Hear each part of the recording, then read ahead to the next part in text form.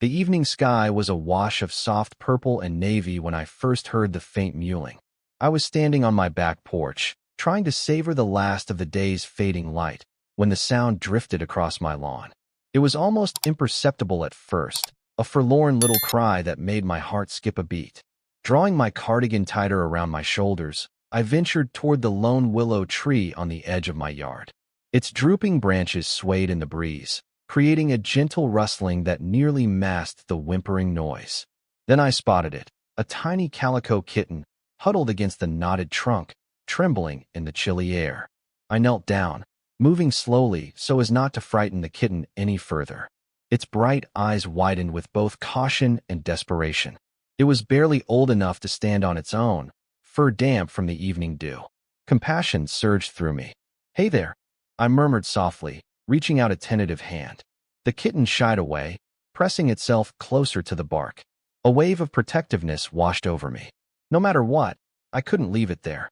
That was the moment Ms. Rutherford, my notoriously difficult neighbor, known around the cul-de-sac as HOA Karen for her strict enforcement of rules, materialized from behind the hedge. She didn't so much walk as she seemed to descend upon me, arms crossed, posture rigid, her lips pressed into a thin line of disapproval. Her sudden presence startled the kitten so much that it let out a squeak and tried to hide under the curved roots of the willow. "You there," she snapped, her voice tight. "Are you feeding that cat?" An immediate jolt of anxiety shot through me. Something about Ms. Rutherford's tone always sent a chill down my spine. She had a way of making the simplest acts of kindness seem like criminal offenses. Still, I tried to maintain a calm demeanor. "Not yet," I admitted, "but I might give it some food if I can coax it out." It looked starving. Her eyes narrowed. Under Section 5, Article 3 of the HOA bylaws, you're not allowed to leave out food for wild animals. I opened my mouth to explain that this was a domestic cat, just a stray, hardly a coyote or raccoon. But Ms. Rutherford steamrolled me before I could finish. "That includes feral cats," she barked. "They're considered a nuisance. They bring diseases, fleas, and an endless stream of kittens. And you, Amy Franklin," she enunciated my name with an almost accusatory sneer, "will be held responsible if the population spirals out of control." Conflicting emotions battled within me. Anger, confusion, but also a strong sense of resolve. As Ms. Rutherford spun on her heel and marched back toward her yard, I leaned down once more. The kitten was still trembling, its eyes following me warily. I lifted it gently, cradling the fragile little creature in my arms. Something flickered inside me, a certainty that I was doing the right thing, no matter the cost. I didn't realize it then, but this quiet gesture of kindness would soon ignite a raging conflict in our tidy, manicured neighborhood. Less than a week after the incident under the willow tree, I opened my mailbox to find an official-looking envelope stamped with our HOA's emblem. My heart sank. This was the exact scenario I'd feared, but not for the kitten's sake, for my own. The letter was typed in rigid, formal language, citing bylaw after bylaw. "It has come to our attention," it read, "that you have been feeding and caring for stray felines in violation of the Chestnut Grove HOA guidelines. The penalties were outlined in bold: a warning, escalating fines, and potential legal action if I persisted." The letter concluded with a flourish of Ms. Rutherford's digital signature at the bottom. I felt anger flare in my chest. One stray kitten had found its way onto my property, and now I was labeled a renegade. Oddly enough, the letter never once mentioned any alternative solution to the stray cat problem, as though the best possible course was simply to pretend the animals didn't exist. All evening, I pondered my options. I could fold under the pressure, stop feeding the kitten, whom I'd begun calling Tinker, and hope Ms. Rutherford found someone else to focus on. But every time I pictured Tinker's frightened eyes, my resolve deepened. Late that night, I found myself scrolling through websites dedicated to animal rescue and welfare. That was when I discovered the concept of Trap-Neuter-Release, TNR. It wasn't just about feeding strays. It was a structured program aimed at controlling feral cat populations in a humane way. A part of me lit up with hope. I picked up the phone and called the local Humane Society first thing the next morning. The coordinator, Sandra, answered with a welcoming warmth. When I explained the presence of stray cats in my neighborhood and the hostility from the HOA, she sympathized immediately. TNR is recognized in many communities, Sandra explained. Most city shelters and rescue groups support it. It keeps strays from overbreeding, reduces fighting and spraying, and can actually stabilize the cat population instead of letting it explode. Her words were like a lifeline. Maybe I wasn't just reacting with naive kindness. Maybe there was a legitimate, community-friendly approach I could take. I drafted a polite response to the HOA, addressed to Ms. Rutherford, explaining that I was in touch with the Humane Society and planned to set up a TNR program. I also attached some official guidelines on TNR success rates. I hoped my letter would be met with understanding, perhaps even grudging approval. But deep down, I suspected Ms. Rutherford would only see it as further defiance. Over the next several days, rumors about my feral cat crusade began spreading around Chestnut Grove. The neighborhood wasn't large, only about 50 houses arranged in neat, winding streets, so word traveled quickly. Some neighbors reached out in quiet support. An elderly couple 3 doors down, the Roberts, mentioned they had been leaving scraps for strays for years, but always feared being reported by Ms. Rutherford. A few young families with pets expressed sympathy, especially those who had rescued dogs or cats from shelters. They understood the heartbreak of seeing animals suffer. But there were also skeptical voices. A small circle of HOA loyalists murmured that I was creating a public health risk. Andrew, a new father of twin toddlers, worried about fleas or potential diseases. A handful of birdwatching enthusiasts claimed that stray cats could decimate the local songbird population. And in the middle of it all loomed Ms. Rutherford, who seemed to have a personal vendetta. One particularly tense evening, I returned home from grocery shopping to find a neon flyer taped to my front door. It read, "Notice, feeding strays equals community endangerment. Fines will be imposed." I knew exactly whose hand had posted it there. With a frustrated sigh, I pulled it down, wondering if Ms. Rutherford was circulating these flyers to everyone in the neighborhood, or if I was the sole target. In the midst of mounting tension, Tinker thrived. I set up a small cat carrier in my garage where she could sleep. After a vet checkup, I learned she was healthy, aside from a mild flea infestation easily remedied by medication. The vet also guessed Tinker was about 8 weeks old. She was too young to be part of a TNR colony, so I considered fostering her permanently. It was a quiet, personal triumph in the face of Ms. Rutherford's hostility. Still, the sense of dread loomed each time I checked my mailbox or my email. The letter from the HOA had only been a warning. Fines were coming next, and I could feel Ms. Rutherford's eyes on me whenever I walked through the neighborhood. Yet, instead of discouraging me, each act of intimidation seemed to strengthen my resolve. If Ms. Rutherford wanted a fight, she'd get one. And I wouldn't be fighting alone. Not with the Humane Society, a scattering of supportive neighbors, and even the friendly folks at the local shelter who believed in TNR. Despite the hostility brewing around me, I tried to maintain my usual schedule, work by day, quiet evenings at home. But one particularly restless night, I found myself unable to sleep. The weight of anticipation was too heavy. I kept envisioning another official envelope or scathing note pinned to my door. Shortly after midnight, I decided to make a cup of chamomile tea and curl up with a novel in the living room. Tinker, who had grown more trusting over the past couple of weeks, was dozing on my couch. Moonlight spilled through the window, creating a gentle silver patch on the floor. That's when I heard it. Footsteps on my gravel driveway. They were slow and tentative, crunching the stones with deliberate care.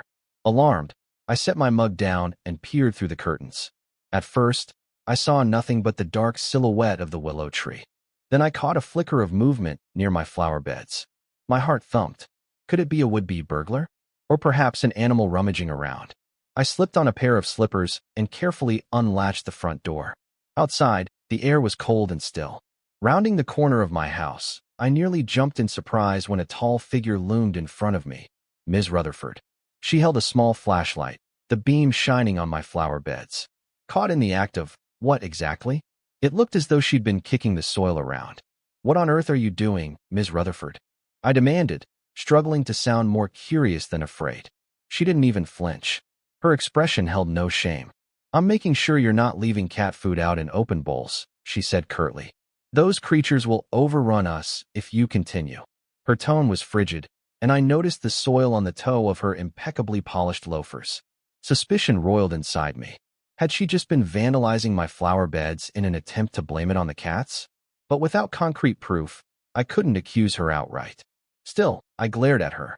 If I were leaving food out, it would be in proper dishes, not scattered among my flowers.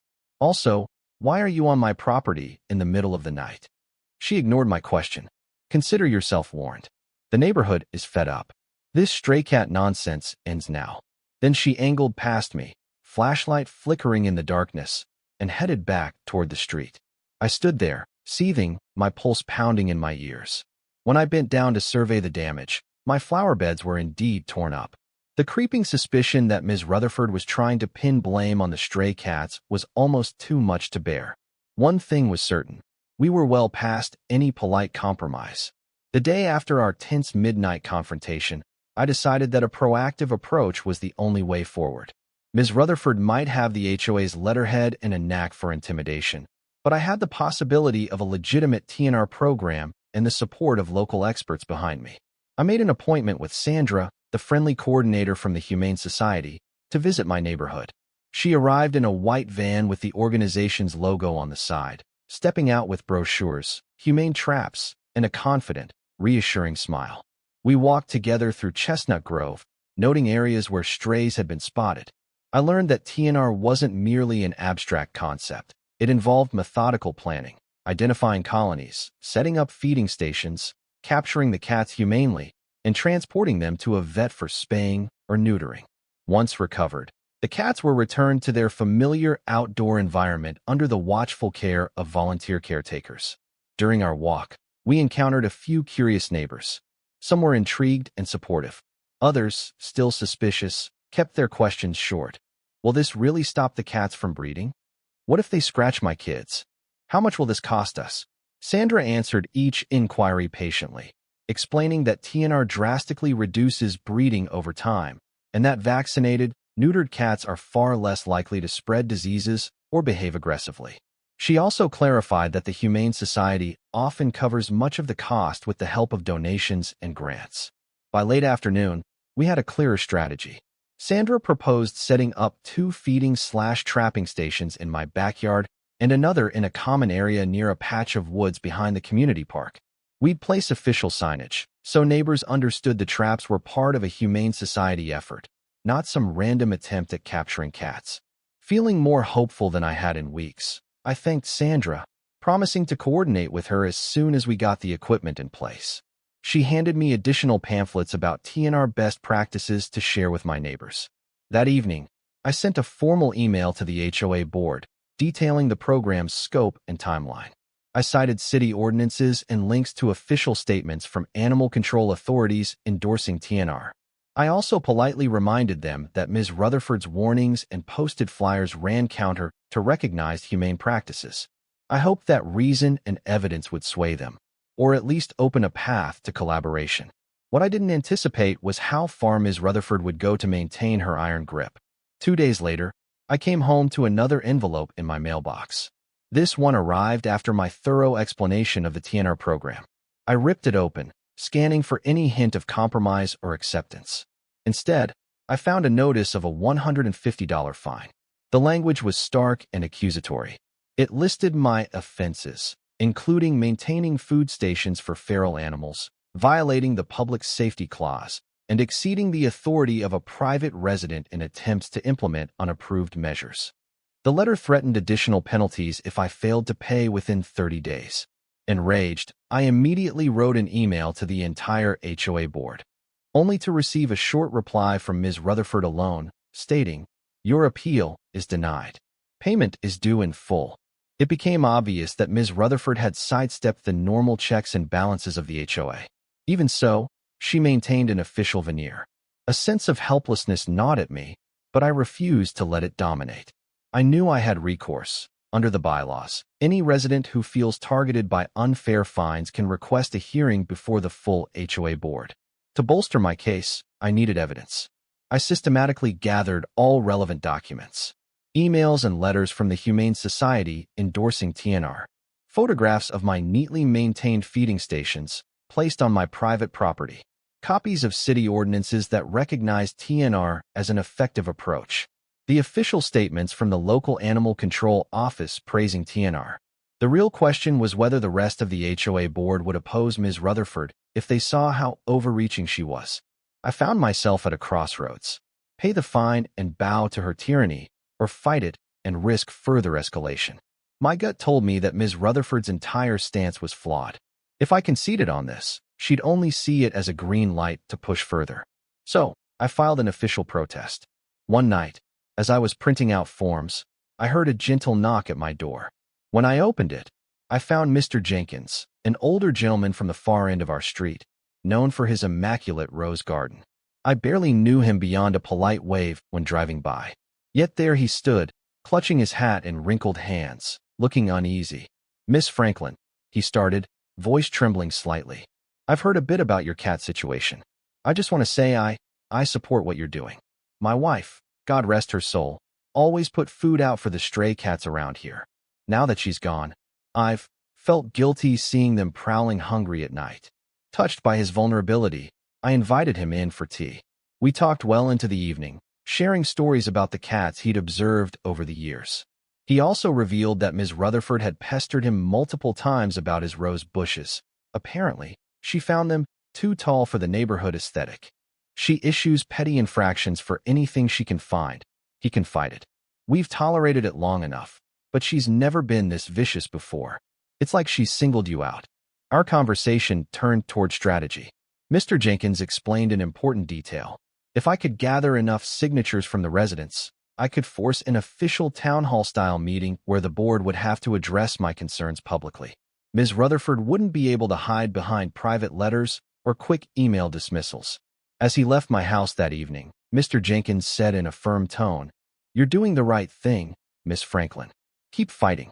There are more of us who support you than you might realize." With a renewed sense of purpose, I set out to collect those signatures. Over the next few weeks, I walked door to door with a clipboard in hand. Some neighbors were happy to sign once they understood that TNR was a structured, humane solution that wouldn't turn the area into a feral cat haven. Others remained ambivalent, hesitant to get on Ms. Rutherford's bad side, reminding me in hushed tones that she had a knack for retaliation. A handful flat out refused. A middle-aged bird enthusiast insisted that any free-roaming cat was a lethal threat to local wildlife. Another neighbor, worried about property values, claimed that cats running loose made the area look unkempt. Despite these objections, my petition gained steady traction.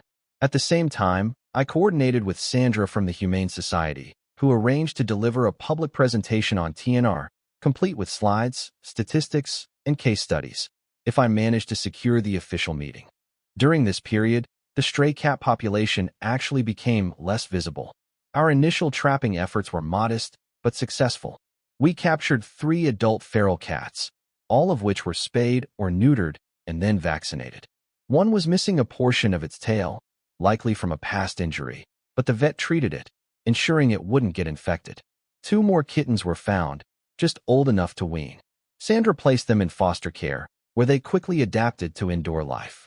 Each small victory felt like a counterpoint to Ms. Rutherford's narrative that I was attracting disease-ridden pests.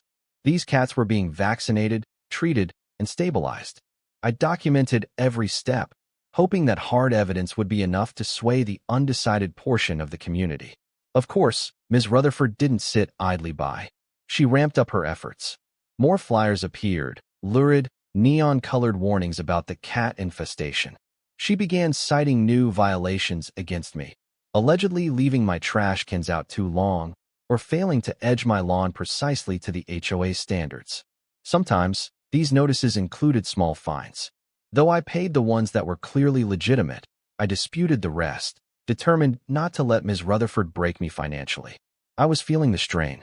It's never easy to be at the center of ongoing tension in one's own neighborhood. Each morning, I woke with a knot in my stomach, wondering if that day's mail or email would bring another hostile notice. Every trip to the grocery store or neighborhood park felt like crossing enemy lines, uncertain whether I'd be confronted. Yet, in the face of all this, a wave of solidarity arose. The Roberts introduced me to another older resident who also quietly fed stray cats. A local mother began bringing over extra cat food whenever she found it on sale. Mr. Jenkins posted an open letter on the community forum, praising TNR as a compassionate, modern solution that lifts everyone up. Finally, the required number of signatures was met, and I mailed the petition to the board. By the terms of our HOA bylaws, they had no choice. A special session would be convened so that the entire neighborhood could weigh in. Ms. Rutherford's ability to operate in the shadows was about to end. Not long after I submitted the petition, a series of odd incidents shook our usually sleepy streets. On consecutive nights, some of the humane traps we'd set in designated areas went missing or were found smashed in a dumpster behind the community pool. The metal was bent and twisted, as though someone had deliberately destroyed them. When I discovered the first broken trap, my heart sank. I called Sandra immediately, and she was outraged. The traps weren't cheap, and they belonged to the Humane Society. Destroying them was not only financially harmful, but also illegal in many jurisdictions. These were official implements of a recognized animal rescue effort. We reported the vandalism to the local police station. An officer came by, took some photos, and scribbled notes on a pad. But without direct proof of who was responsible, the investigation couldn't move forward. Still, I had a strong suspicion, Ms. Rutherford. The very next night, I awoke to Tinker, now more of a playful adolescent cat, hissing and sprinting down the hallway. I jumped out of bed and peered out my bedroom window, heart hammering in my chest. Through a thin slice of moonlight, I could make out a shadowy figure near my backyard, crouched near the feeding station. By the time I reached the door, the figure had vanished. The next morning, that station was wrecked, its metal base bent at a severe angle. The food was scattered across the grass. I even found a muddy footprint that looked suspiciously like a loafer, one that matched Ms. Rutherford's style. But suspicion alone wasn't enough to confront her. The incidents sparked renewed concern in the neighborhood. While some bristled at the idea that Ms. Rutherford could stoop to vandalism, others whispered that someone was definitely trying to sabotage the TNR program. The ominous tension weighed heavily on us all. To add insult to injury, I found a new notice taped to my door that afternoon. It read, "You are hereby cited for failure to secure community property from animal disturbances." It was so blatantly unfair that I wanted to scream. I was the one trying to humanely manage the cats. Someone else was destroying the equipment. The twisted logic reminded me that Ms. Rutherford would manipulate any angle she could. Even so, these acts of sabotage only solidified the stance of my supporters. Now we had neighbors volunteering to keep watch at night, forming a sort of ad hoc cat rescue patrol. Our once quiet suburban block was turning into a hotbed of activism, and Ms. Rutherford's tactics were beginning to backfire by galvanizing more people against her. After weeks of buildup, the day of the special HOA meeting arrived. It was held in the community center near the entrance of Chestnut Grove, a squat, single-story building with a modest auditorium. Rows of folding chairs faced a long table where the board members would sit. I noticed Ms. Rutherford had placed her nameplate squarely at the center, a pile of documents in front of her like an arsenal ready for war. As residents filed in, the atmosphere crackled with anticipation. Some folks eyed me sympathetically, others exchanged tense glances. Sandra from the Humane Society had come as well, accompanied by a staff member equipped with a slideshow about TNR. Even a local animal control officer arrived at my request, ready to explain why TNR was not only humane, but also in line with county policies. The meeting opened with a curt introduction from Ms. Rutherford, who wasted no time reading a list of my alleged violations.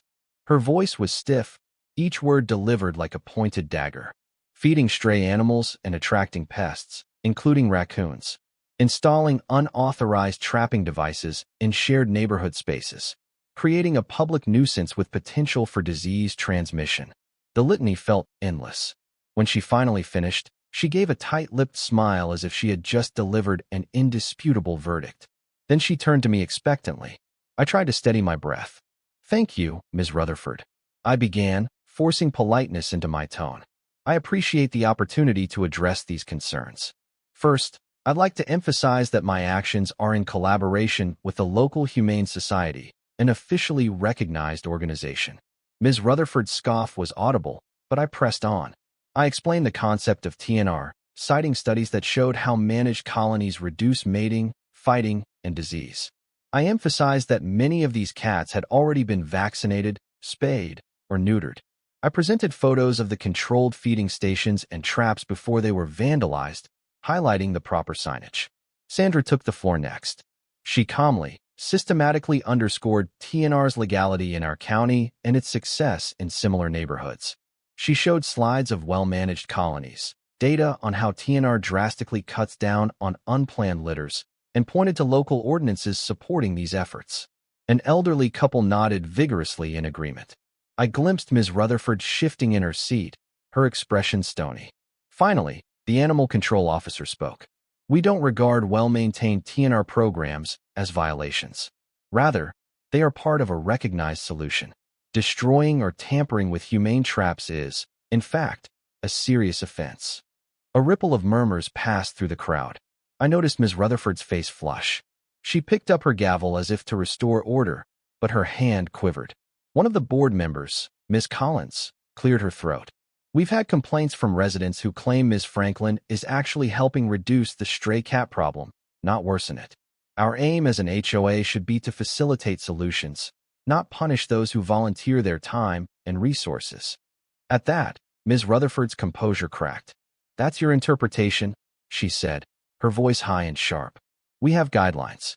Guidelines which are being flagrantly disregarded. A lone voice from the back of the room piped up. What about those broken traps? Has the board looked into that? Heads turned, and Ms. Rutherford set her jaw firmly. She didn't respond. Another person chimed in. We saw the police poking around after them. Shouldn't we be addressing the vandalism problem too? The tension was palpable. This was no longer just about me and the stray cats. It was about Ms. Rutherford's leadership, her methods, and whether she was abusing her authority. The next moment, Mr. Jenkins stood up. His voice, though soft, carried a steely edge. I can attest that Ms. Franklin has done nothing but help these cats. Meanwhile, we have an HOA leader who seems more interested in punishing a kind-hearted neighbor than finding a constructive solution. I've got half a mind to believe Ms. Rutherford's behind this vandalism. Ms. Rutherford's eyes flashed with anger. That is a baseless accusation. You'd better be careful, Mr. Jenkins. He raised his chin. Careful is exactly what I've been.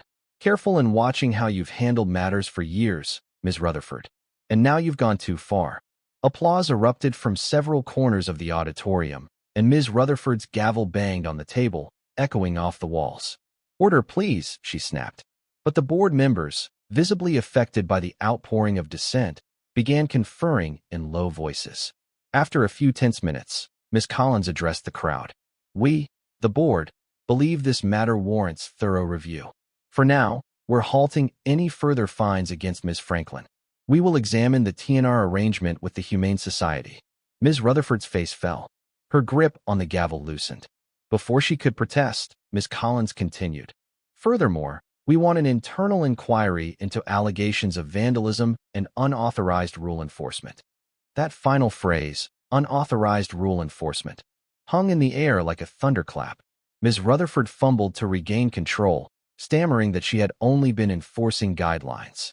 But the tide had turned. Many residents, once too intimidated to speak up, were emboldened. They peppered her with questions about her conduct, her repeated citations against me, and her role in stoking neighborly fear. Eventually, Ms. Rutherford abruptly adjourned the meeting, her face a livid shade of red.